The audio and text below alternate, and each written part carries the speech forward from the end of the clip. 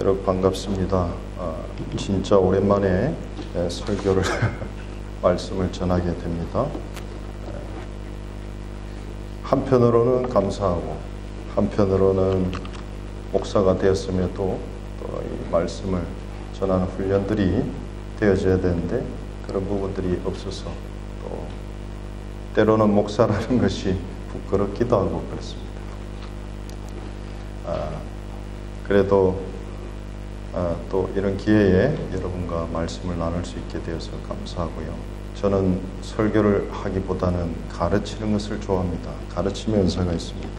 그래서 말씀을 전하라고 하면 부담스럽습니다. 그런데 오늘 하나님이 전하라고 하니까 오늘 나누고자 하는 본문은 예전에 한번 시드니 호산나에서 나누었던 본문입니다. 두 번 듣는 분들도 있을 텐데 저는 요즘 기억을 잘 못합니다. 그래서 항상 새롭습니다. 여러 번 해야지만 제 마음속에 또 남습니다. 오늘 말씀은 제목을 이렇게 적어봤습니다. 영적 예배자의 삶. 도대체 영적 예배가 뭔지, 예배를 드리는 삶을 산다는 것이 뭔지, 여러분 신년 2018년도 시작되면서 올 한 해는 예배를 통하여 하나님을 만나고 하나님을 만남으로 그 안에 계신 하나님의 거룩한 성품이신 예수 그리스도를 내 안에 얼마나 그 사랑으로 속사람으로 이렇게 내주하고 계시며 그 예수 그리스도를 만난다는 그것이 무엇인지 알아갈 수 있게 되기를 바랍니다. 그것은 예배를 통해서만 가능하다는 것을 여러분 절대로 기억하시기를 바랍니다. 오늘 이 예배의 삶을 설명하기 위해서 두 본문을 선택했습니다. 첫 번째 로마서는 여러분이 너무나 잘 압니다. 그래서 제가 이 전사님 부탁했는데 PPT는 없어요? 네, 한번 보세요. 여러분 로마서는 이렇게 그림 하나의 그림으로 여러분 16장 전체를 기억할 수 있어요. 제가 가르치는 걸 좋아합니다. 그래서 이거는 바이블 동서남북이라고 그것을 제가 인용해 왔습니다. 여러분 하트를 그리고 가운데 갈라진 것이 아니라 가운데 중앙에 선을 그리고요. 왼쪽 편 갔으면 십자가, 그리고 오른쪽 편에는 갈릴리 바닷가와 사해 이렇게 그리면 1장부터 1장, 2장, 3장 이 수평입니다. 이거는 인간의 죄를 얘기합니다. 그래서 첫 번째 이방인 1장은 이방인의 죄, 그 다음에 죄가 계속 확대되어 가죠. 그래서 이 유대인의 죄, 전 인류의 죄 이렇게 해서 그 죄에 대해서 얘기를 합니다. 1장, 2장, 3장. 그래서 여러분 로마서가 죄에 대해서 정확하게 지금 그것에 대해 죄가 무엇인지를 가르쳐 주지 않으면 예수 그리스도가 왜 와야 되는지를, 하나님이 왜 와야 되는지를 모른다는 거예요. 그래서 죄에 대해서 얘기하고 그 죄는 어떻게 해결받을 수 있는가, 이제 수직적인 하나님과의 관계, 그런데 하나님과의 관계 안에서 믿음으로밖에 구원받을 수 없다라는 것을 얘기합니다. 누구를? 예수 그리스도를. 예수 그리스도께로 온 그 믿음만이 구원받을 수 있다라고 얘기해요. 그래서 믿음 칭의와 칭의의 결과를 얘기하고요. 그 다음에 6장, 7장, 8장은 성화에, 그러면 구원받은 자로서 어떻게 그리스도를 닮아갈 것인가에 대한 부분에 성화에 대해서 얘기합니다. 그리고 성화를 율법과 은혜와의 관계 안에서 7장은 설명합니다. 그리고 그 성화는 성령 안에서 내 안에 계신 성령으로 말미암아 그것이 가능하다라고 얘기하는 것이 8장입니다. 신구약을 통틀어서 다이아몬드 같은 성경은 뭐냐? 로마서인데 로마서 중에서도 다이아몬드 같은 핵심적인 장이 바로 8장입니다. 그러므로 결코 정죄함이 없나니 구원받은 자 안에서는 어떠한 은혜가 임하는지 이것에 대해서 8장이 얘기합니다. 그리고 예로 9장, 10장, 11장은 이스라엘의 과거의 모습이 어떻냐, 그리고 이스라엘의 현재적인 그런 축복이 무엇이며 미래적인 축복이 무엇인가 11장까지 얘기하고 바깥쪽으로 원은 12장, 13장, 14장이 가운데 8장과 함께 15장, 16장 이렇게 되어 있습니다. 그래서 교회 생활, 사회 생활, 성도 간의 생활 14장, 15장은 그 생활을 결론하고 그 다음에 문안인사를 드리면서 사도 바울은 자기의 동역자들을 소개하면서 문안인사로 결론을 내립니다. 이것이 로마서입니다. 그래서 여러분 로마서를 1000번 읽은 목사님도 계시고 그런데 로마서는 교리와 우리의 크리스찬 기독교적인 삶에 있어서 1장부터 11장은 교리가 무엇이며 12장부터 16장은 그러면 구원받은 자로서 어떻게 하나님의 백성으로 살아갈 것인가에 대한 부분을 얘기하고 있습니다. 로마서 그려졌죠? 자, 그러면 오늘 그 로마서 주제 중에서 로마서 12장 1절 2절에서 첫 번째 구원받은 백성으로서 어떻게 살아가는 것이 구원받은 백성의 증거인가 라고 했을 때 하나님이 첫 번째 윤리로 내세운 것이 예배입니다. 그래서 첫 번째 우선순위로 예배에 대해서 얘기하고 있습니다. 예수 그리스도를 주라 고백하는 성도들의 삶은 어떠해야 합니까? 성도로서의 삶의 증거는 여러분 빌립보서에도 나왔지만 여러 가지 성경에서 얘기하지만 착함과 의로움과 그 성실하심에 있습니다. 여러분 그리스도의 증거로 성도로서의 삶은 사랑과 헌신과 섬김의 삶이 있어야 합니다. 지금 여러분이 읽은 로마서 12장 1절 2절은 하나님께 대한 섬김이 무엇인가를 지금 얘기하고 있습니다. 그리고 둘째로 그 뒤를 이어서 오늘 읽지는 않았지만 3절에서 21절까지는 사랑과 사랑과의 관계에 대해서 어떻게 섬겨야 되는가에 대해서 얘기를 하면서 특별히 믿는 자들, 교회 안의 지체들 안에서의 섬김이 어떠해야 되는지, 그리고 더 나아가서는 교회 밖의 사람들과의 관계는 어떠해야 하는지를 지금 말씀해 주고 있다는 것입니다. 오늘 본문 영적 예배에 대해서 한번 생각해 보고자 합니다.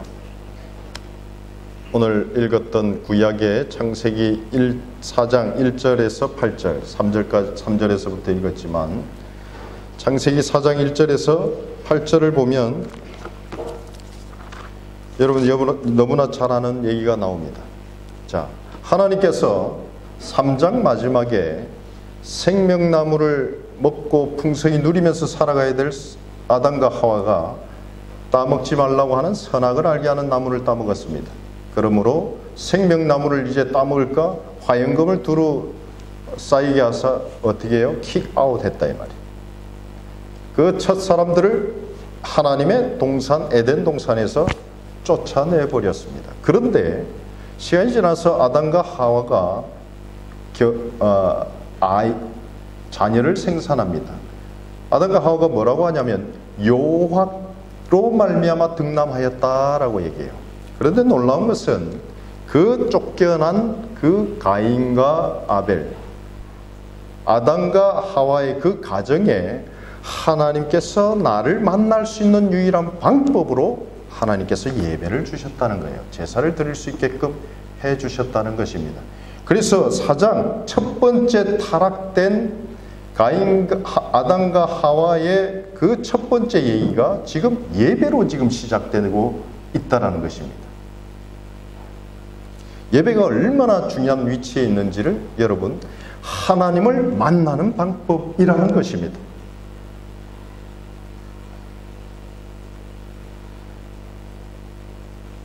지금 첫 예배를 드리는 모습에서 두 명의 모델이 나옵니다. 결론적으로 이 두 사람의 평가는요, 성경에서 평가는 극과 극을 달려요. 먼저 아벨의 평가를 보겠습니다. 같이 각각 자기가 얻은 소유, 소산물로 예배를 드렸어요. 혹자는 이렇게 주석가는 또 이렇게 설명합니다. 설교합니다. 여러분이 들은 설교 중에 피해 제사를 드렸어야지만 된다. 그래서 피해 제사는 받고 곡식물로 드렸던 소산물로 드렸던 중에 가인의 제사를 왜 안 받았냐? 피해 제사가 아니었다라고 얘기를 하지만 그것은 아주 단편적인 얘기입니다. 성경은 지금 뭐라고 하냐면 각각 소산물로 드렸어요. 그런데 지금 초점을 맞추고 있는 것은 지금 다릅니다. 그러면 우리는 그 결과를 각각의 아벨과 가인의 성경이 말하는 하나님이 말하는 평가로서 한번 살펴보고자 합니다. 아벨의 평가는 히브리서 11장 4절에 뭐라고 되어 있냐면 믿음으로 아벨은 가인보다 더 나은 제사를 하나님께 드림으로 의로운 자라 하시는 증거를 얻었으니 뭐라고요? 더 나은 제사를 드렸어요. 하나님이 그 예물에 대하여 증언하심이라. 그가 죽었으나 그 믿음으로서 지금도 말하느니라. 자, 아벨은 믿음으로 더 나은 예배를 드렸습니다. 그러나 반대로 가인은 어떠한 평가를 받았습니까? 여러분 찾지 않으셔도 돼요. 제가 읽어드릴게요. 요한일서 3장 12절에 보면요, 성경 말씀에 요한을 통해서 하나님 말씀하시는데 뭐라고 하냐면 가인같이 하지 말라. 그는 악한 자에게 속하여 그 아우를 죽였으니 어떤 이유로 죽였느냐? 자기의 행위는 악하고 그의 아우의 행위는 의로움이라 라고 얘기해요. 하면 한 장만 있는 그 유다서 1장 11절에는 또 이렇게 얘기했어요. 또 유다서 1장 하니까 또 2장이 있다라고 생각하면 한 장밖에 없습니다. 거기에 11절에 뭐라고 되어 있냐면 화 있을진저 이 사람들이여 가인의 길에 행하였으며 라고 성경은 결론적으로 가인과 같이 하지 말고 가인의 길을 따라가게 되면 나의 진노를 피할 수 없을 것이다 라고 경고하고 있습니다. 본문으로 돌아서 살펴보면 가인과 아벨은 각각 자신이 거두어들인 소산물로 주님 앞에 제사를 드렸어요. 그런데 한 가지 힌트가 있어요. 제사의 제물은 각각 달랐습니다. 그런데 성경은 동일하게 뭐라고 하냐면 가인과 그의 제물, 아벨과 그의 제물로 표현합니다. 문제는 드려진 제물에 있기보다는 제물을 드린 가인과 아벨에게 있다는 것을 우리는 알 수 있다라는 것입니다. 여러분이 예배를 드릴 때 헌금을 드리거나 제물로 뭘 가져오십니까? 헌금의 양이 다를 수 있어요. 그렇지만 하나님께서는 그 예배를 드리는 예배자의 그 마음을 받으신다는 것입니다. 제물에 대해서 얘기한다면 제가 제물에 대해서 얘기해 드릴 수 있습니다. 이사야 1장 11절에서 13절을 보면 이사야서는 66장까지 있어요.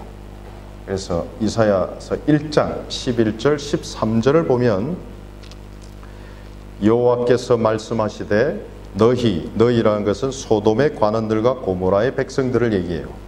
너희의 무수한 재물이 내게 무엇이 유익하뇨? 나는 숫 양의 번제와 살찐 짐승의 기름에 배불렀고 나는 숫송아지나 어린 양이나 숫 염소의 피를 기뻐하지 아니하노라.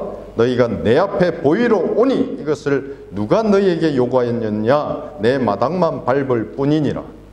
헛된 재물을 다시 가져오지 말라. 분향은 내가 가증히 여기는 바요. 분향은 기도를 상징해. 너희 기도도 가증하다. 나의 월삭과 안식일과 대회로 모이는 것도 그러하니 성의와 아울러 악을 행하는 것을 내가 견디지 못하겠노라. 16절에 너희는 스스로 씻으며 스스로 깨끗하게 하여 내 목전에서 너희 악한 행실을 버리며 행악을 그치고 라고 얘기해요.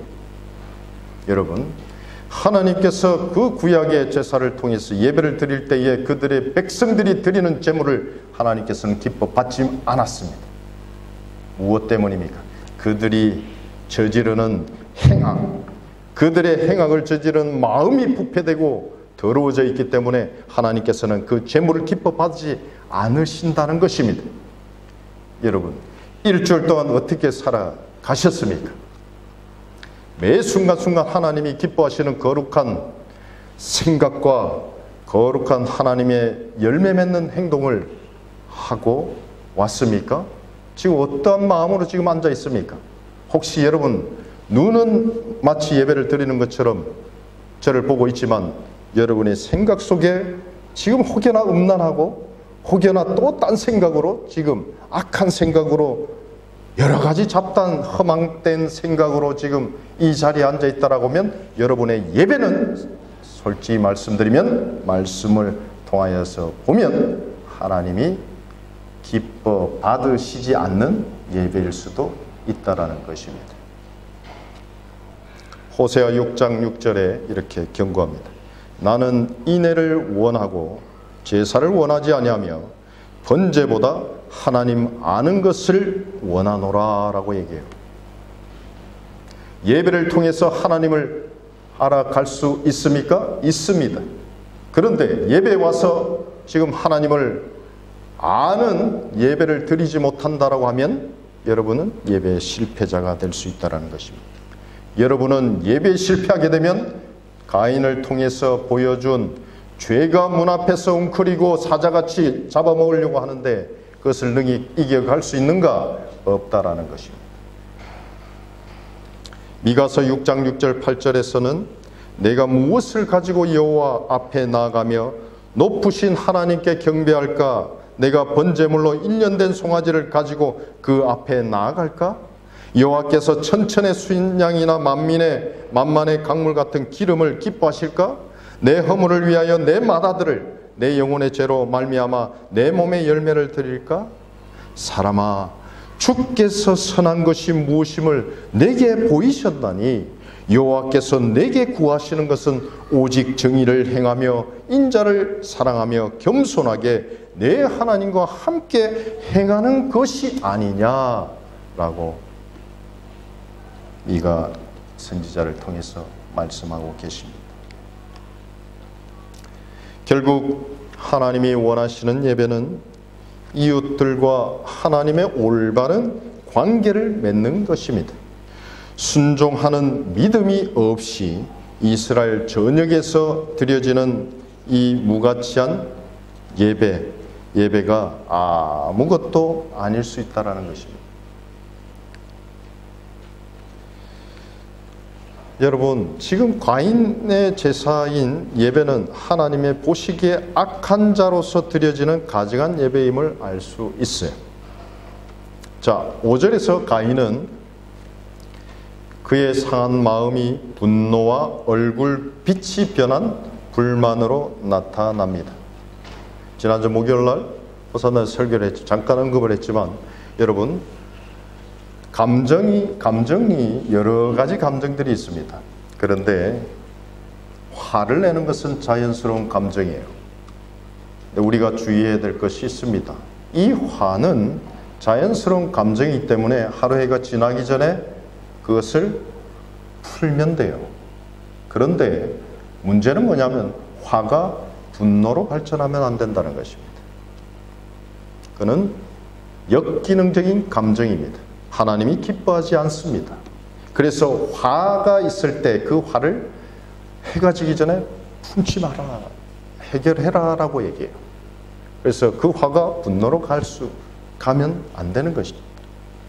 그런데 분명히 가인은 얼굴빛과 안색이 변한 것을 보면 화가 난 거예요. 그런데 지금 하나님은 그 가인에게 경고해요. 너 죄가 그 앞에 있는데 다스려라 라고 얘기합니다. 그런데 가인의 결정적인 문제는 그 화를 다루지 못하고 분노, 보복심으로 가게끔 허락했다는 것입니다. 허락하고 안 하고는 내 안에 있는 내 의지로 가능하다는 것입니다. 여러분이 어떠한 선택을 하느냐 이 말이에요. 지금 여러분이 예배 가운데 하나님 앞에 내가 진실로 내 모든 것을 드려서 하나님이 기뻐 받으시는 예배를 드리겠다라고 결단하여 그 마음의 생각을 내가 잡는 것과 계속해서 딴 생각들이 들어와서 집중하지 못하게 하는 것들이 있다 할지라도 이 두 가지의 선택 중에서 내가 지금 어떤 선택을 할 수 있는 힘이 있냐 이 말이에요. 그 힘이 없는 자는 아직까지 하나님과의 관계 안에 깊이 동행하거나 체험하지 않은 것을 증명하고 있다는 것입니다. 여러분, 분명히 그는 마음을 다스리지 못했고, 즉 마음을 새롭게 하지 못하고 그 형제 아우인 아벨을 죽이는 처참한 죄를 저지르게 됩니다. 여러분, 예전에 오래전에 광고가 있었죠. 순간의 선택이 10년을 좌우합니다 라고 해요. 요즘에는 뭐 삼성 핸드폰이나 이런 거 보면 뭐 아무리 좋은 선택을 해도 2년 딱 안에 고장나게끔 해놨는지 그걸 또 이상 그렇게 유지하지 못합니다. 여러분, 그런데 여러분의 인생 가운데 아주 중요한 선택이 있습니다. 그 선택은 10년이 아니라 여러분의 영혼의 삶을 선택하게 된다는 것입니다. 그것이 예배입니다. 예배는 절대로 딴 것이 허용되어져서는 안 된다는 것입니다. 여러분, 가인과 아벨의 관계처럼 예배를 받지 못한 것이 형제를 사랑하지 못하고 오히려 그 사랑하고 돌봐야 될 아우를 죽이는 것과 연관해서 지금 얘기하고 있다는 것입니다. 예배에 실패하면 이 세상의 어떠한 것들도 우리가 이겨갈 수 있는 힘을 얻을 수 있는 곳은 없다라는 것입니다. 그러면 여러분 생각하겠죠? 그러면 주일 예배만 예배냐? 아니라는 거예요. 지금 그것을 얘기하고자 하는 것이 아닙니다. 여러분 주일날 와서 1시간 그것도 한 30분 집중하고 가서 일주일을 산다? 그 예배를 지금 얘기하는 것이 아닙니다. 여러분, 오늘 그 예배에 대해서 살펴보려고 해요. 여러분, 살아가면서 인생에 많은 갈등과 어려움이 있죠? 정말로 하나님의 뜻대로 살고 싶은데 내 인생 내 뜻대로 되는 것들이 없죠? 상황은, 사단은 그렇게 녹록하게 그것을 하도록, 하나님 기뻐하시는 일을 하도록 내버려 두지 않습니다. 여러분, 왜 그런지 아십니까? 사단이 통치하는 이 세상 가운데 우리가 지금 있기 때문입니다. 여러분의 인생의 문제를 어떻게 해결할 수 있습니까? 여러분이 문제가 발생하고 갈등이 생기고 어려움이 생겼을 때 그 문제 가운데 있으면 해결하기가, 죽어도 해결하기가 어렵습니다. 그런데 그 문제에서 벗어나서 높은 곳에서 그 문제를 바라보거나 뒤로 물러서서 그 문제를 입체적으로 바라보면 실마리가 풀릴 수 있는 실마리를 발견하게 되죠. 자, 그렇다면 우리의 인간된 생각으로 그 문제를 아무리 풀려고 해도 그 문제의 실마리, 해결자는 오직 하나님밖에 없다라는 것입니다. 우리의 생각보다 높고 우리의 생각보다 깊은 그 하나님의 뜻을, 그 하나님을 발견할 때만이 우리의 문제가 해결되는 실마리를 얻을 수 있다라는 것입니다. 그러면 하나님을 만나는 방법으로 하나님께서는 무엇을 주셨냐? 예배를 주셨다는 것입니다.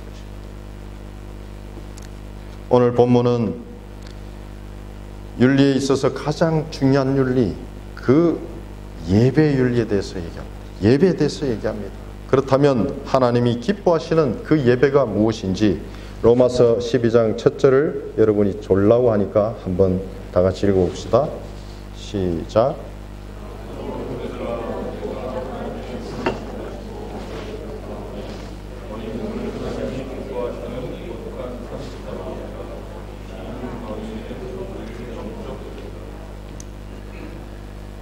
중언부언 하십니까?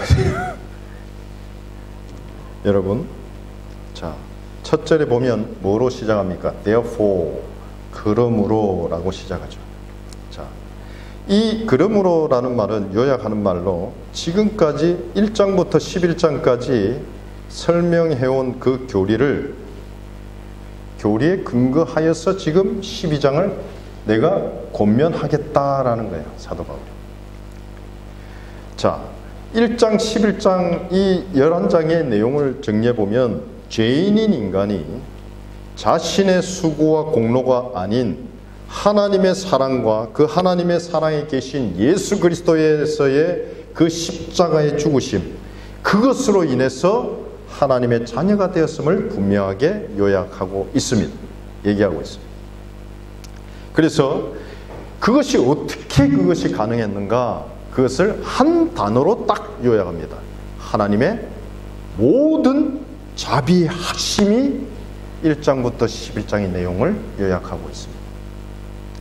이것은 하나님의 자비하심이 아니고서는 결코 우리의 더러운 이 죄악들 결코 해결하실 수가 없다라는 것입니다. 우리가 구원을 얻은 이 복음은 하나님의 크신 자비요 사랑이요 은혜의 소식이라는 것입니다. 그래서 굿뉴스란, 우리는 하나님의 크신 자비와 사랑과 은혜로 독생자 예수 그리스도의 십자가의 희생으로 우리의 모든 죄와 지옥 형벌로부터 구원을 얻었습니다. 믿으십니까? 아멘? 아멘이 돼야 됩니다. 이게. 자, 제가 그 증거를 이제 얘기해 드립니다. 여러분의 지식과 경험으로 지금 아멘 하는 게 아닙니다. 이건 분명해야 돼요. 제가 하나님께서 구원 받았다라는 것을 분명하게 얘기하고 있는 몇 구절을 제가 읽어 드릴게요. 로마서 3장 24절. 그리스도 예수 안에 있는 구속으로 말미암아 하나님의 은혜로 값없이 의롭다 하심을 얻은 자 되었느니라 라고 얘기해요. 지난번에 한번 제가 말씀을 드렸죠. 내가 조규란 집사님을 잘 알아요. 아니요, 그냥 대충 알아요. 그런데 조금 알다 보니까 믿을만 해요. 그래서 그가 조규란 집사님이 어떤 정보나 지식을 주면 제가 거기에 동의해요. 그리고 그분이 뭘 이렇게 해보십시오 라고 하면 제가 집사님을 신뢰하기 때문에 제가 그 말에 따릅니다. 그 믿음은 어디로부터 온 것입니까? 조규란 집사님이 주신 믿음이에요. 그렇죠? 제 믿음이 아니에요. 조규란 집사님의 그 신실함과 성실함과 그의 신뢰, 정직함으로 인해서 온 믿음이에요. 그런데 놀라운 것은 그의 믿음은, 그로부터 온 믿음은 저를 구원할 수 없습니다. 그러면 동일하게 그리스도에 대한 지식과 정보와 그것은 전부 다 말씀, 하나님의 말씀인 진리를 통해서 그에 대한 정보를 얻습니다.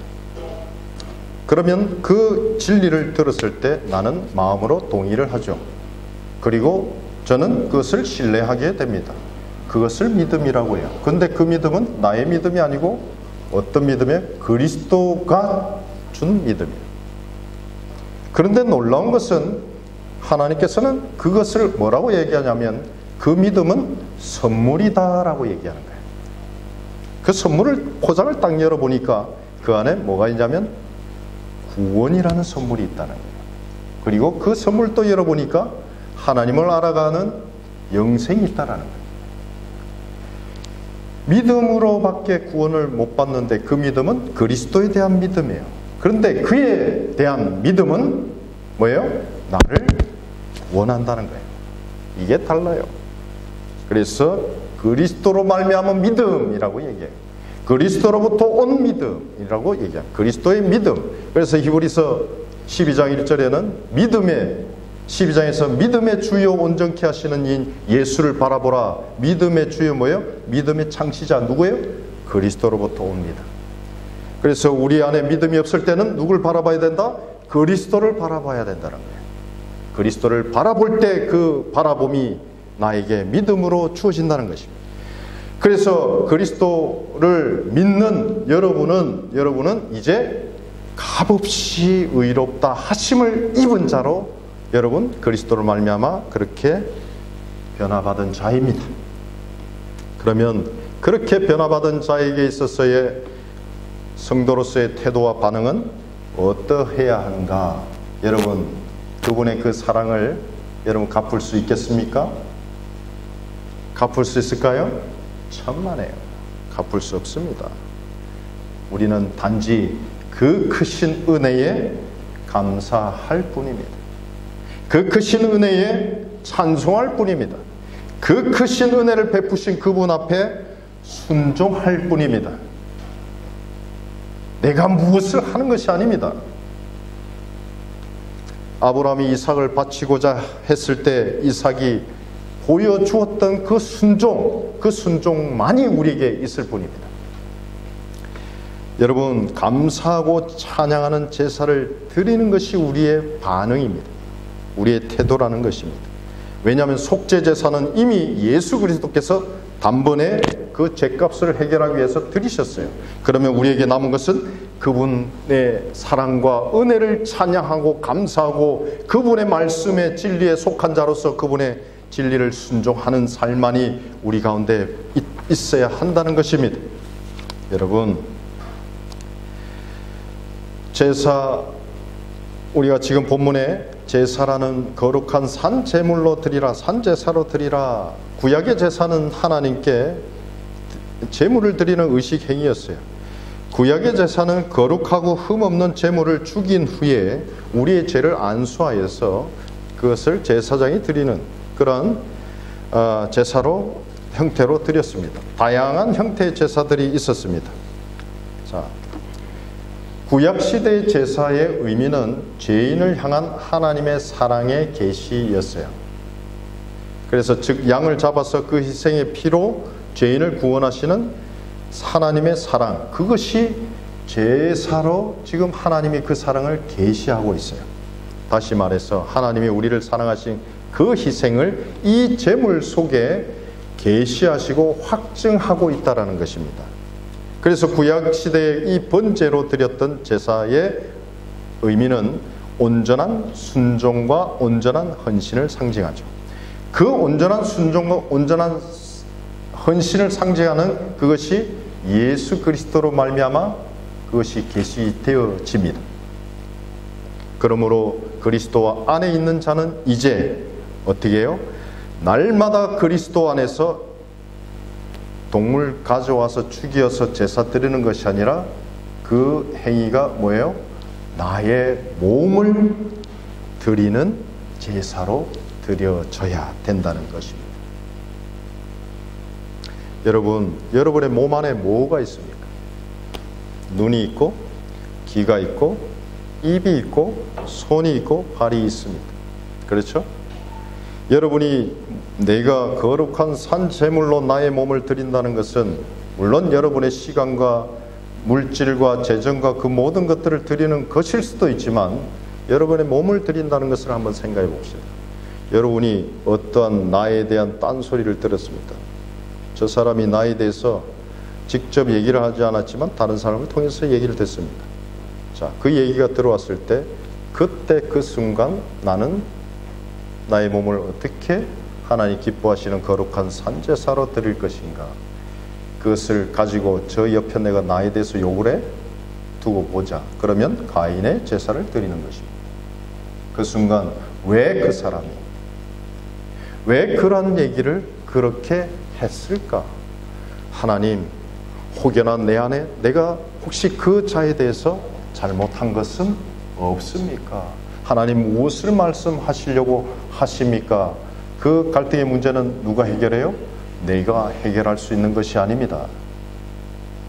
그 순간 하나님 앞에 내 모든 인생사를 알고 계시는 그 하나님 앞에 나아가는 그것이 나의 슬프고 나의 상한 마음을 가지고 그에게 가는 것이 아니라, 그에게 보복하는 것이 아니라 하나님 앞에 가지고 나가서 그 하나님 아버지 앞에 토로하고 직면하고 그분 앞에 나의 마음을 올려드리는 그것이 나의 몸을 드리는 거룩한 산제사라는 것입니다. 친구와의 관계만 그렇습니까? 아닙니다. 내 육신의 부모와의 관계도 계속해서 갈등은 일어납니다. 그리고 가장 가까운 나의 한 몸인 부부와의 관계 안에서도 계속적으로 말다툼하고 부정적인 얘기를 통해서 마음이 상하고 감정이 상합니다. 그때마다 뭘 하라고요? 거룩한 산제사, 뭐요?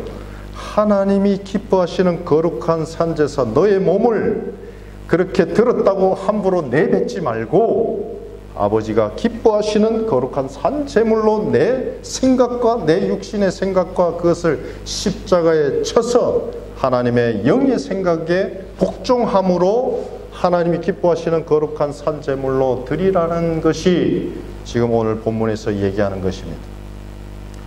여러분, 이렇게 많은데 시간이 없어서 줄이겠습니다. 여러분, 로마서 12장 2절에서 뭐라고 얘기합니까? 로마서 12장 2절 다 같이 한번 읽어봅시다. 시작.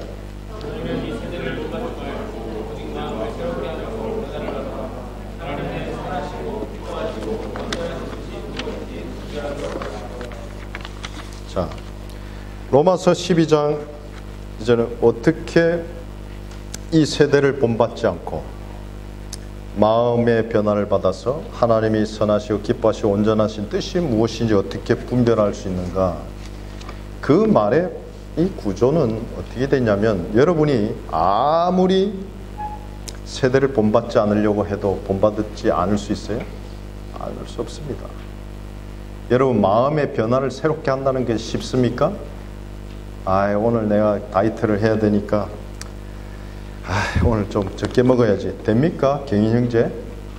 안 되잖아요.